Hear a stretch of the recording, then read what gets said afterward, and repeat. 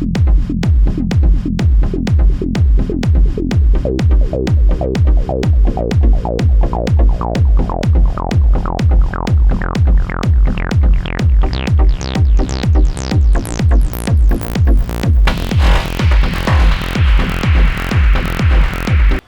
am Vig with Local Rings Podcast. I'm here with John Bryan Ledger. Hey, how you doing, man? Good. How are you? It's good. It's good to finally sit down with you, man. It's Absolutely. So good to sit down.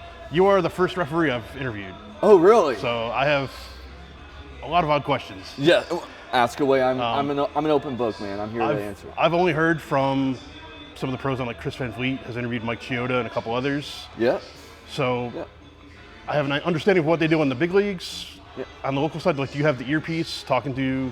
Yeah, like when I do work, like when I work WWN down at OCC Roadhouse, we wear earpieces.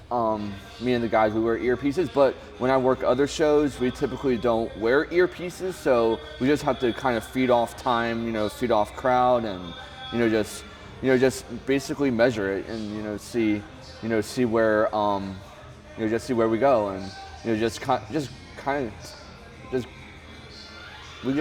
gotta time it, kind of. So it's just kind of like a ballpark thing, like, yeah. All right, this match is 10 minutes, so I gotta mentally. Yeah, like bell to bell, like gotta, like if we're given 8 to 10 minutes, it's like, all right, gotta feel it out and see how like 8 and 10 minutes feel, and if we feel like we did the job, then it's like, all right, hey boys, let's go home. So, that's how we kind of measure it, Is that difficult to do? Because that feels like a lot of pressure. Yeah, it is difficult. It's very difficult because I'm not really good on time. I don't do good with time. So you got the best seat in the house, so it's like, man, these guys are killing each other. This is great. Yeah, and sometimes I get lost in it too. Like because I'm still a ref. I'm still working in the business, but it's like, wow, I'm doing it. Like I'm in this business. And this is something I've always wanted to do, and it's like I still get starstruck sometimes, working with some of the guys, so it's great. Was the dream always being a ref, or did you want to be a performer? Just be a performer, like whether it was as a wrestler or even as a referee, because I've always loved all parts of the business. So, and growing up in the entertainment business as well.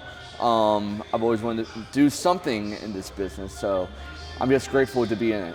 Nice. You said growing up in the business, were you, like, parents were? Not my parents, but I had an aunt who was the first woman sportscaster in America, right. Jane Chastain. She's my aunt, and she did stuff for the Miami Dolphins, back during their undefeated season. So kind of that, and then my uncle was a stock car racer back in the day as well, and just my family's always been within the sports realm, and my cousin, he's a NASCAR driver, Ross Chastain. He's done some pretty amazing stuff in NASCAR, so I feel like it's always been part of the family business, just being in sports, and it just comes naturally, I think, too. So how did you find wrestling? Well, growing up watching it, it was always on in the house. Even though my mom or my grandma didn't like it, because it was considered too violent in the house. I grew up watching the Attitude Era, so ever since the age of 2, I've always wanted to be in this business. And when Eddie Guerrero beat Brock Lesnar for the WWE title at No Way Out 04, that was it for me. I'm like, this is what I want to do. So that was the match. I was like, this is what I want to do with my life. Eddie broke down a lot of barriers with that match. Oh my God. It's no longer the monster versus the monster. It's like David versus Goliath. Yeah. It was my Andre Hogan. Yeah. Like, it was like, this is it. Like, and I remember crying, being 10 years old. I was crying in my living room, like, this is it. Like, it was bigger than most people think. Yeah. I know a lot of people, they talk about that moment, being like their catalyst coming into the business, but I don't think a lot of the newer fans understand how big of a moment that was during that time with Eddie and Brock. So it was so big.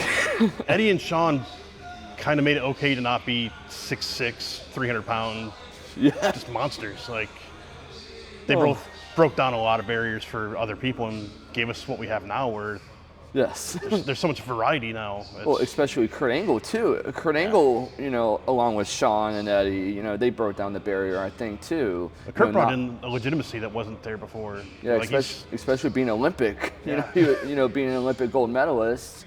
You know, with a broken freaking neck. A broken freaking neck. You know, that's one of a kind. You know, that he was generational. Yeah. And like, you know, those three, they broke down the barriers for what was to come. You know, with the Bryan Danielsons and the Tyler Blacks, and you know, and the Nigel McGuinnesses, like, just broke it down. Yeah, it's looking at the current roster versus the one 20 years ago. A lot of those guys never would have made it past mid-card because they weren't gigantic. Right. Like, Oba's now like one of a kind because he's the only giant on the roster. Oba is one of a kind, man. Like, he's definitely generational. No. Yeah, sorry, we're kind of filming something here. No, you're good, brother. You're good. Did you want to cut that out, or? I can edit it. Oh, okay, cool. A lot of times I'll just leave it in because indie wrestling's more raw. And I kind of like that real feeling of stuff going on. So. Yeah, hey, I'm all about the raw, you know. But yeah, like Oba right now, like he's gonna be generational.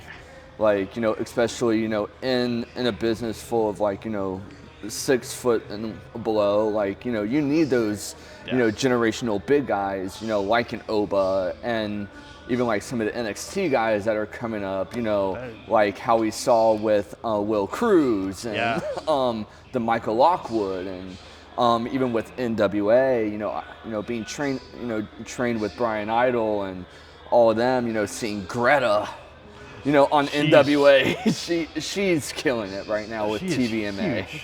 And I think 6'6", 6'7". 6'6", yeah, like, legit 6'6". Yeah, like I'm 6'1" and I look up to her. Like, oh my gosh, Greta, she is as humble pie. Yeah. She's, I don't want to break her aura, but she's the sweetest human being. She's so great, and I look up to Greta, literally and figuratively. Greta is gonna make it huge in this business. I have nothing but amazing things to say about Greta.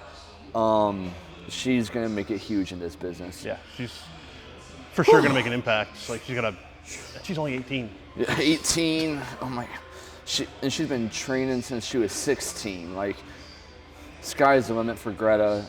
I would say nothing but good things about Greta. Yeah. And she even lifted me up in training before. I was scared. I'm like, she had to put me down because it was like one of the first times I was even in the ring training. So it's like, oh my goodness, that's crazy. So. Did you train with FTW? I did. Yeah, I trained with Fight the World. Brian Idol runs the school, but I mainly trained under Mike Mondo, the NWA national champion. And then after I did my stint with them, I trained a little bit under Hound Dog Rafael Gonzalez. He's an amazing man. Hound Dog, he has given so much. I think he's here today, right? He is here, actually. He's in the next room. Yeah. He's given so much to the Florida scene. He's a legend. He's brought up so many guys. Like Armera, I probably butchered the name. Alamera, Baby Keith, just a lot of those guys. El Waldo, gosh, so many guys. Hound Dog's just a wonderful man, and I credit him for even giving me further fire in this business and for helping me, even as a referee, finding my own identity, even though it's looked down upon for referees to have character or personality. So I miss the old days of having, like the Attitude Era, we had 3 or 4 refs, and each one had a style and you know, hey, this guy's gonna hold you to the fire and like everything's gonna be cut down the middle. This guy, like Nick Patrick, like you can get one over on Nick Patrick. Well, I'm even going like back as far as like Dr. X, like, you know, with with Danny Davis. Like, you know, in the days of Danny Davis, you know, him being Dangerous Danny and then Dr. X. Like, that's where I draw a lot of my inspiration from as well.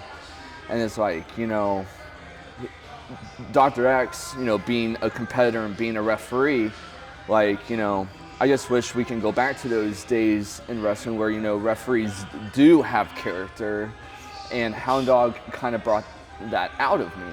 I feel like like Jessica Carr is getting a lot of attention with Becky.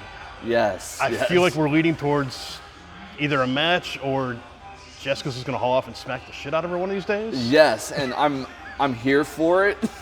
Here for it, and Jessica Carr is another wonderful talent in the ring. Yes. As Calyx down in Evolve, Calyx is great. I love Calyx. I'm hoping they do something with her, because it seems they tease it and then it goes away, and they tease it and it goes away. It's like, pull the trigger, man. Like, yeah, just go full blown. And Jessica Carr, she can hold her own. Yeah. She's a great talent. I'm just looking forward to what the payoff of that story is.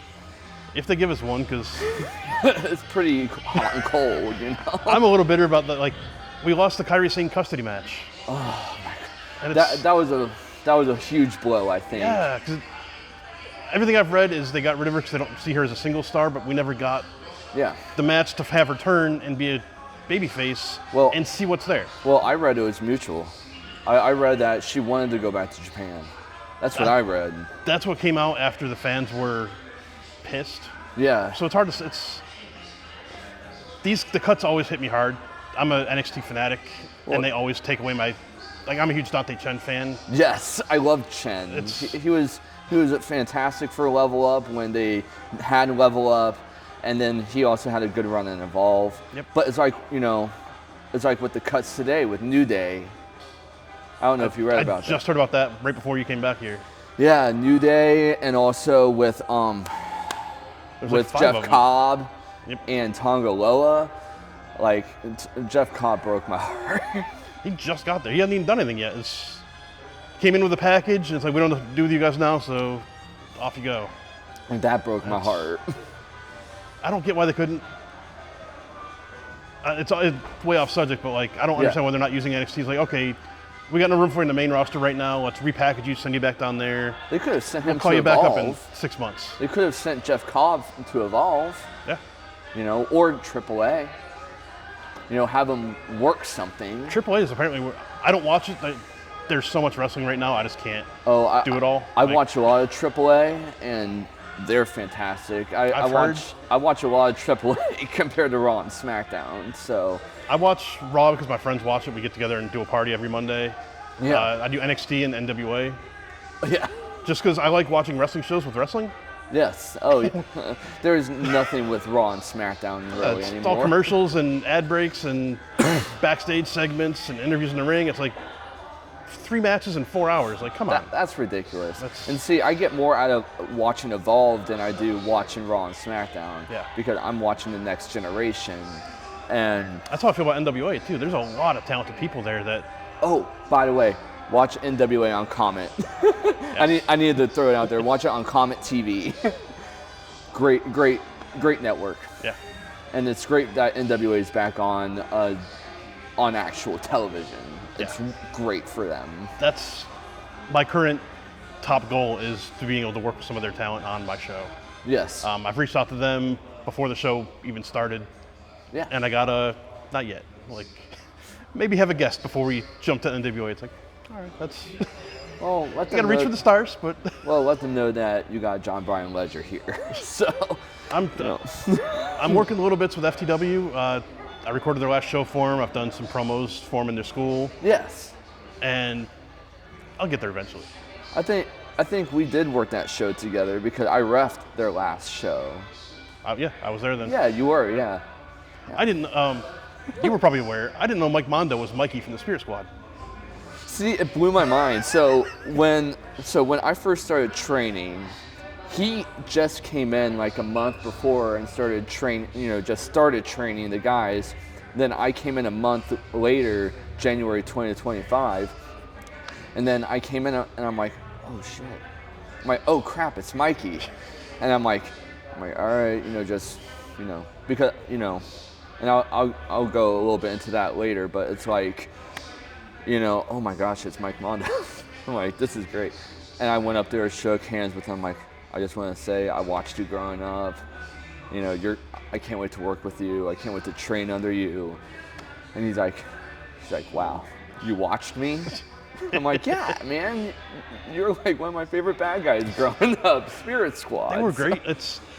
I did promos for the school, and the last one, somebody said, I don't care if it's Mikey from the Spirit Squad or somebody else. And he corrected me, was like, well, I go by Mike Mondo now. It's like, that's a weird thing to say. Yeah. I went home and Googled it. It's like, get out of here. Like, yeah, Mike Mondo, man.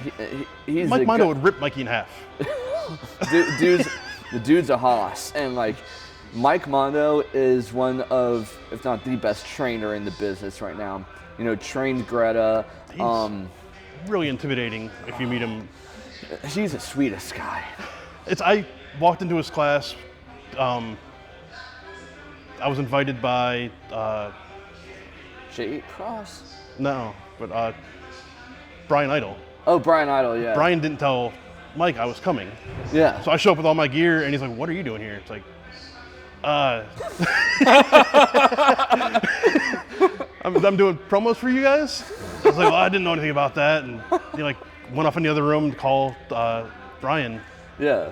And Jake went in there because I've been trying to get Jake on the show. Yeah, Jake, yeah. He's like, no, he's legit. Like, I've talked to him. He's a good guy. And he came out and let me do promos for everybody. And it was cool after that. But when he gives you that look, it's like, dude. Jake Cross, he's another wonderful guy. A great man. If you see this, still waiting, man. Yeah, you know, Jake Cross, he's a shooter, man. He's a legit guy. He's legit. To my knowledge, I think he did some MMA before he went into professional wrestling, and now he's been the FTW No Limits champion for 3 years now. He's going on his Bruno run right now, so you know he's legit as it comes. And another plug, FTW Spring Slam, May 23rd at Campbell Rec over in Clearwater, Florida. St. Petersburg, isn't it? St. Petersburg. Sorry, I do a lot of Clearwater. St. Petersburg, Florida. Don't miss it. Wonderful shows. Yeah, be there. Wonderful shows. Yeah. I can't talk up FTW enough. They also have Natalia Markova, NWA World Women's Champion there as well. Brian Idol. And they also have Greta's going to be there. If I can do it right, it's Daisy. Wait. Kill. Daisy Kill is going to be there. And a lot of brand new talents that are coming up. Ethan Tornado, he was just on NWA Power with... he just had his first... I was at his first match, like, a couple months ago. Oh. Ethan Tornado is a prodigy. And his first ever match was with Daisy Kill. Yep. They killed it. I think his second match was, too. It was. And then his third match was technically on Power, I believe. I might have missed somewhere there. But then his fourth match was on Power. And then he worked his fifth match with his friend, I forgot the name he goes under now. Sorry, Brian. It's his brother, I think, right? Yeah, they did a promo together. Yeah, his brother, yes. That was his first match. And they're both phenomenal, and they worked Daisy Kill. Leon Rose Esquire, that's another guy.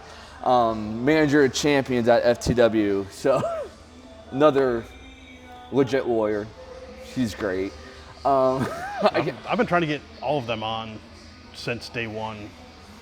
And they're just also busy. Strawberry Creamin', still trying to get you guys on too. Christian, Showtime, come on the show. Great man here. He's a great guy.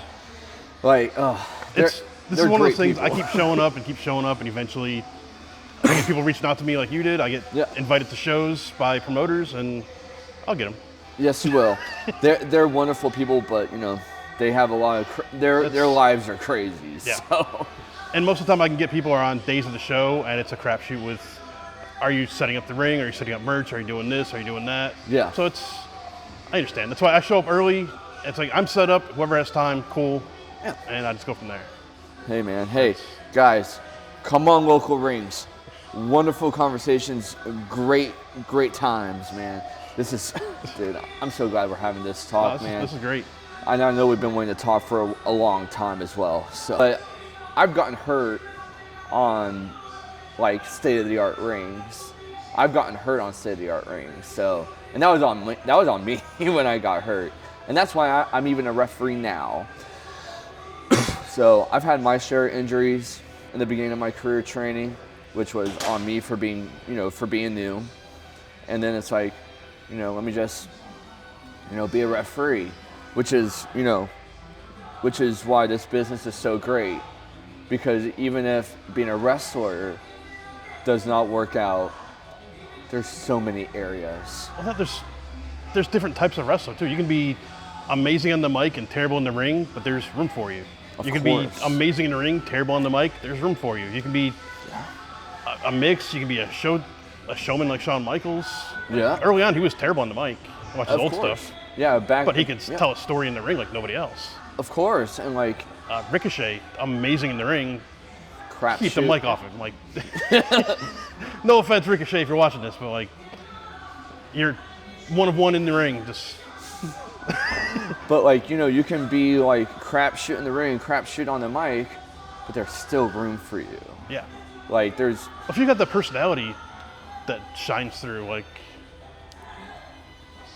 I'm trying to think of a.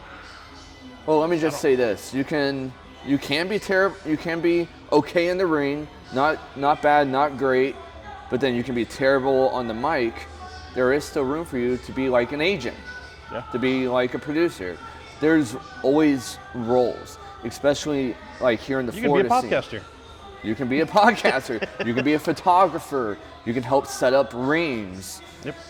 It's the first thing I've noticed when I got all my gear is if you show up to an event ready and willing to work, they're going to find a space for you. Of course. Every show I've been to, I've recorded for whatever promotion. I think I'm doing that again today. Yeah. Just because there's always another angle they can use somewhere. Whether maybe it's just the entrance, you want a hard camera the entrance, cool, I can do that. It's. Yeah. Like I agree. There's always something out there. It's just a matter of, I love this. I'm 45 with a bad back. I don't belong in the ring.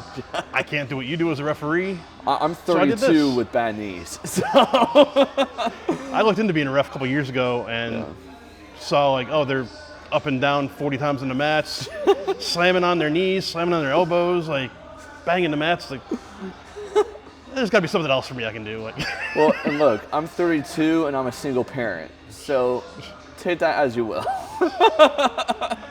So I'm like literally just I'm a sole parent on my own, so I'm hurting. So I couldn't be a wrestler if I even tried. Even if that was in the plans, I couldn't do it. So thank God for being a referee and doing what I love and doing what I've always wanted to do since I was basically a child. So I'm living my dream, and this is all I've ever wanted to do. Nice. So is it easier or more difficult to get booked as a ref versus a talent? It's pretty. I can't say it's easy. I can't because I'm not gonna say it's easy, but like, just for me, I'm still learning. I'm still getting my reps in. Like, my first show was with FTW back last June. All right. And then I didn't work a show again till October. And so, and that was kind of done on purpose because, I was still having some lingering injuries with my ribs and my groin. And it's like, I don't know, I love this, but, I don't know how to get booked. I don't know how to do this. I don't know how to do that. And then just out of nowhere one day, I'm like, let me just reach out to people. And then I ran into this guy, J.W. Smith. He's a good friend of mine now. He does some death matches here and around the state. I saw you there too. Yeah. And I worked a show with him, and it was my first show out of the scope of NWA and NWA territories. And I worked Brass Mug down in Tampa, which is a very sought after venue, you know, with bar wars and. I've been trying to get to one of those shows. Yes. I go to where I have a guaranteed interview. Of course, yeah. So, like bar wars is great. Like. What drives me nuts is you have one weekend where there's no shows anywhere in state, and the next weekend there's 7, all within like an hour. Or like with the weekend with Anchor Pro and NWA, there was like 88 shows. Yeah. So like it was popping that weekend. And like Bar Wars, you know, Bar Wars they do like every month, I believe. Is it Chico Adams? I'm not sure. It's Chico something. Sorry. There's a lot of people on the independents around here. Florida's booming right now. It's booming. Like, it's crazy. Something you don't realize till you're kind of within the community, but like every town has a company and they're all booked solid and they're all great shows, and it's like you could make an entire company out of Florida talent alone and do fantastic with it. Like there's so much quality here. Oh, there's a lot of quality here, and like with like this side, like with Tampa, Clearwater, St. Pete, now Spring Hill, Brooksville, like Spring Hill and Brooksville is starting to explode now. Like Gary Wolf has a promotion another hour north in Ocala. Yeah. ECW legend. Well, wait, with who? Gary Wolf, one of the pit bulls from ECW. Oh, UFW? ECW. No, I know ECW. Oh yeah. Yeah, It might be UFW. No, I'm FAW? It might be UFW. Well, I'm working Gary in a couple weeks at FAW up the street. He's got a show today up there. Oh, really? Yeah. Oh, UFW? Oh, speaking of UFW, that was my second booking with Dennis and them up there. I'll just end it with that. But great people, great godly people. I love Dennis. I love them up there. Jason Dugan, great people. Great talent up there. They were my second people that I booked with, and they gave me some resources. You know, they gave me, you know, like work on this, work on that, work hard cam, you know, work better with hard cam, work on your position. And that's what really like set me off. And I was like, okay, let me focus on this. Let me get better in this. And, you know, let me work on it. Then I really started connecting with Hound Dog, and that's what got me with WWN Proving Ground over at OCC Roadhouse, and working there. That's the Sunday show, or is that the Monday show? Monday. All right. Yeah, and working with Sal Hamanoa and all of them over at WWN, and they're just great people over there as well. And Hound Dog Hound Dog works over there as well, and just great people, and working with TV as well, you know, working, you know, because they do their YouTube show. There's a lot of promotions that have TV down here now. Florida's the place to be. Florida is really the place to be. If you want to work on TV and you want to work on live or taped away, or, you know, just wanting to work with the hard cam and, you know, just, you know, work in positioning, this is the place to be. You've got FTW, which has NWA ties. NWA just did a open tryout thing last weekend before the TV tapings. Yeah. They tape here every other month, I think, or every 3 months. Every 4 months. Is that 4? Every 4, yeah. They do quarterly.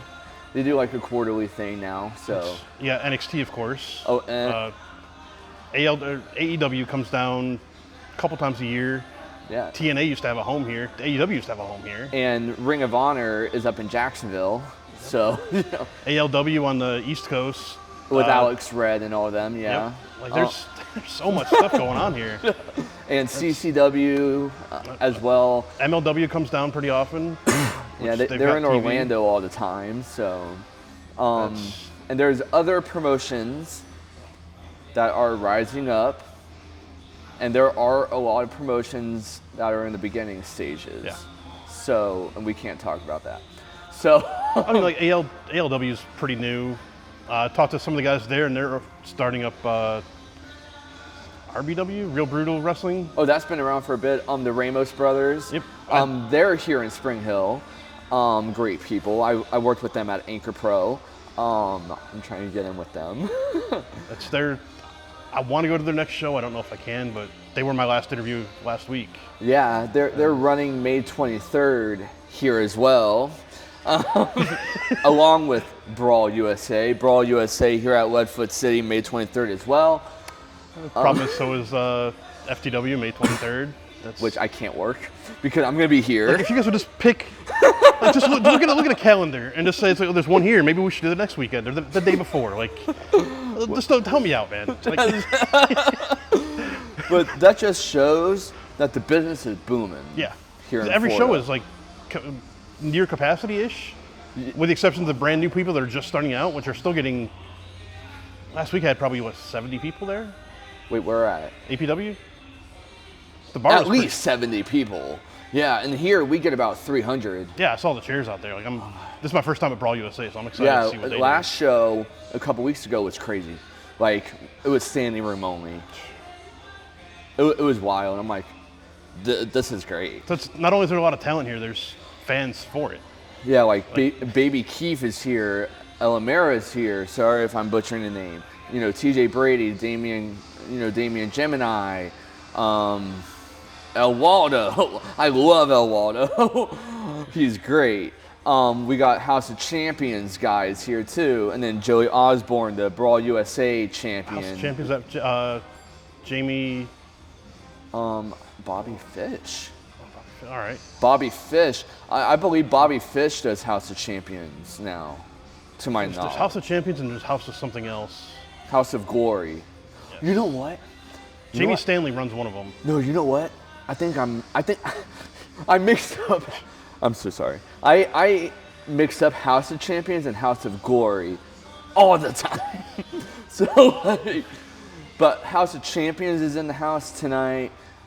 Great group of guys, you know, that are learning and they're on the coming up. You know, I saw a couple of their guys were in ALW last weekend. Oh yeah. So. See, I'm not on the up with ALW. I don't keep up with ALW a lot, and I'm involved with everything. Anybody that let me in, I'm in. I travel all over the state. Seeing it's crazy because I have Alex Red as a friend, and I've talked with Alex Red. And I don't keep up with ALW as much as I should because they bring a lot of big guys. Yeah. Like, and Alex Red, he runs it like it's WWE. He's one of the main reasons I did this. Like, I went to a show, it was my first indie show in years. Yeah. Saw Shotzi and Priscilla Kelly, who I loved in NXT. Still pissed off you guys let them go. Yeah.